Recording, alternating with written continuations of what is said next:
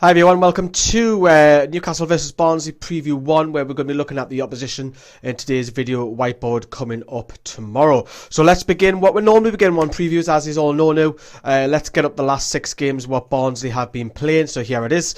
So looking at that, they're not in the greatest of form of it. Looking at that record, they've only won 1, drawn 3, lost 2 out the last 6, so they're not in the greatest form. Scored 8 against, just picked up 6 points from 6 games, so it's a disappointing run of form. You've got to look at that, and there's no big teams in that last 6 fixtures, so they have really struggled. They're currently sitting in 14th position in the league. I don't think they're going to finish any lower than 14th because of their goal difference.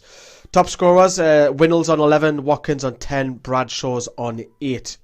So Newcastle obviously going to the game with a potential chance of winning the title, depending on Brighton and Aston Villa's result elsewhere.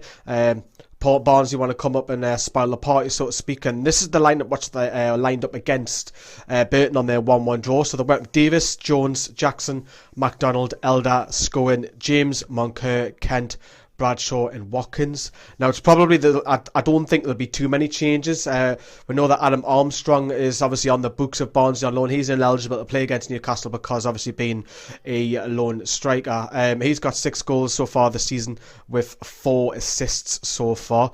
The strengths that Barnsley seem to have, looking at them, and I've seen them quite a few times, and looking at obviously the reverse fixture when we play them in Oakwell, they're very good at counter-attacks. Set pieces as well, creating a lot of chances and stealing the ball from the opposition. The style of play, how they line up, they'll attack predominantly down the right. They'll have long shots. They'll try through balls. They like to cross as well, so they like to get it in the mixer, shoot on sight. And for some reason, opponents seem to play aggressive against them. Now, obviously, looking at Barnsley, their top assist talisman is actually Conor Hourihane, who's not even at the club. He's got 11 goals so far this season. He's actually in Aston Villa. He left in January, so it goes to show you how important Conor Hourihane was for Barnsley. Barnsley's weakness, let's get it on screen again for you. So, stopping opponents from creating chances. They struggle against individual skillful players as well. Speaking of individual errors, they're prone to make mistakes as well. Defend against set pieces, so maybe Newcastle can get it in the box. Maybe the big man Mitrovic will start, who knows. And protecting the lead, so they do go in front, and they're not the greatest of protecting that lead. So earlier on, as I mentioned, that reverse fixture, Newcastle went and won 2-1, thanks to a double from Dwight Gale at a midweek fixture, I remember it was, because I remember the through ball on the first goal. Gale clipped it over the goalkeeper 1-1. No, that was the second goal, wasn't it? Because the first one was a tap-in. I can't remember which one it was.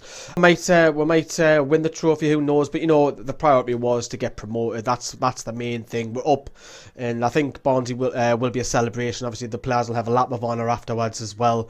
I'll be there recording it. I'll be doing the fan cams as well for the very last time this season. Thank you very much for watching Newcastle Fans TV, and we shall all be seeing you later.